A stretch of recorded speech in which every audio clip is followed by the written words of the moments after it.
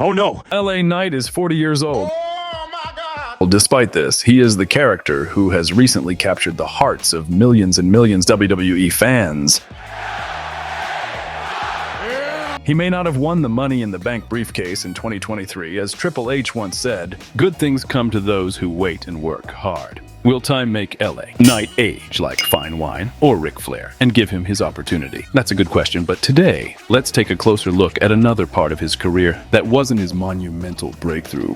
However, without those gritty 4 years, we wouldn't have a reference point for his current character. It's time for the repeat wrestling. By the way, when it comes to one of Vince McMahon's Federation former biggest rivals, TNA allowed for the rebuilding of characters like Drew McIntyre, which resulted in his return as a legend with the Galloway persona. Drew became the top champion of the Federation, won the Royal Rumble, and his star power grew tremendously. However, there were also personalities like EC3, and hopefully, LA Knight won't end up like him, and his potential won't be buried like Dolph Ziggler's push for main titles in WWE.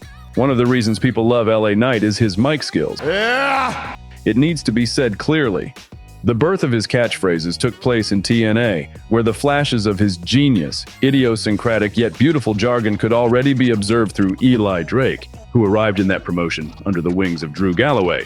The leader of that stable was Galloway, and his companions were Eli Drake and Micah, also known as Tangaloa, who is currently a wrestler in New Japan Pro Wrestling. On paper, it may have seemed like they could dominate the then TNA roster, but that's not what happened. In fact, they were rather dominated and treated as cannon fodder in the name of jobbing. Interestingly, when it came to the dynamics between these three wrestlers, Drew Galloway was expected to outshine everyone on the microphone, but it was actually Eli Drake who showed what he was capable of and what he could bring to the table. Unfortunately, the Rising stable feuded with a wrestler who was contracted to Lucha Underground, but also supposedly with TNA. The Rising was taken off TV due to the controversy involving the two promotions. Upon Eli Drake's return, he was not given many opportunities to grab the microphone, causing people to start forgetting who he even was, until he turned on the Scottish Warrior. That's when Eli Drake began promoting what we currently see on TV. Let me talk to you. Let me talk to you. Let me talk to you. Let me talk to you, everybody. We're calling the audience, wrestlers, employees, or anyone else, dummies. We haven't seen anything like that in WWE, but I dare say that something similar awaits us in the near future. It's true that catchphrases, movesets, and wrestling styles develop over the years. And indeed, some of LA Knight's attributes were formed during his time in TNA, as well as in NWA and the independent scene where he took his first steps. Interestingly, TNA was accused of creating a copycat of The Rock, as Eli Drake crafts his promos like a pro wrestler straight out of the Attitude Era, and his voice tone resembles The Rock. One could say it's the coincidence of the year.